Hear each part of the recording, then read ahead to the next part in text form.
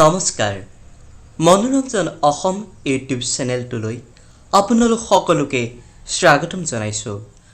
আমাৰ ভিডিঅ'সমূহ চাই যদি ভাল লাগে লাইক কমেণ্ট আৰু শ্বেয়াৰ কৰিব।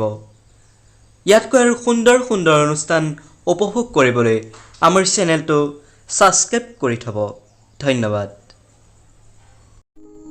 কবিতাৰ শিৰোনাম প্ৰকৃতিৰ ন্যায়। কবি ঋষিৰাজ দত্ত।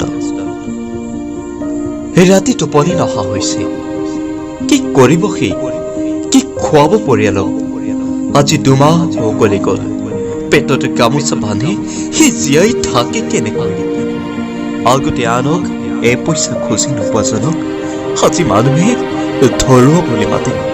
সি নোৱাৰিছে পঢ়িব এই যান্ত্ৰণাত। জেঠ মাহ সোমালেই সি কঠীয়া সিঁচিবই পৰা নাই।